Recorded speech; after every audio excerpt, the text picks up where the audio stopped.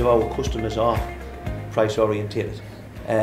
Again, you can some customers, if you explain the value of the product, will be willing to pay more. But the majority of people go around all the competitors, and if you don't have the right salespeople to tell the customer that's why you're paying this extra more, they're going to go for the cheaper version. Okay. So we have to be price conscious. We have to look constantly at competitors, what they're charging. For us, it's not as important. Okay.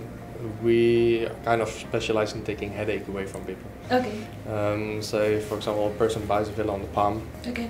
Doesn't live here, but wants to come here 3-4 times a year. Okay.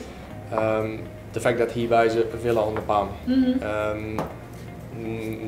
predominantly cash buyers, and not using it as a full-time house means that they have disposable income.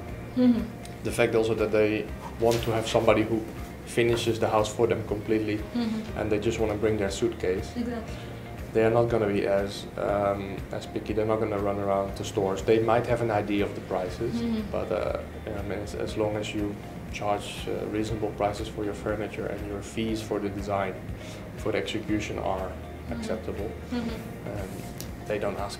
If we speak about single items, retail, purely retail, the price is very important. Okay. Because as we represent top Italian brands, the client now with the internet traveling, they know the price. Exactly. So it's very important to provide to them the right price. Also to interior design and architect when they come to buy to us, because it's normal. I mean, so the policy is very important for the pricing. This is for retail. For contract as well, you must be very strong and competitive. So also there, the right price policy is important, because sometimes you compete with the local joinery and they're very, very aggressive, with the German as well. Then in terms of service, when we do the full project, something like that, as he said, we try to avoid headache to the client. So the price there, I mean, if you provide to them the right service, is not a big issue. People become sometimes are more price conscious. So for contracts,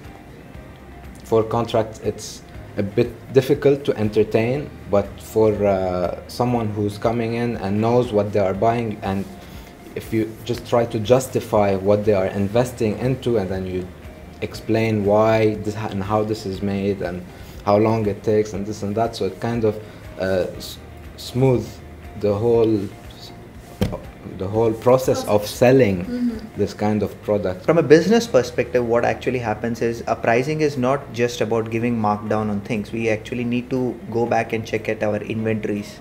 We also need to go back and check at the way we are sourcing a product, because predominantly all the homegrown retailers have actually focused only on China and sourced a product. But Chinese itself as economy is actually changing. So we cannot actually have that much value which you can pass on to things. So as a supply chain, as a sourcing strategy, as a buying strategy, we would have to now go to different parts of the world, maybe Eastern Europe, maybe Turkey, maybe some other parts of the world, so as to source the product, a very good product at a very good price, and then pass that value to customers.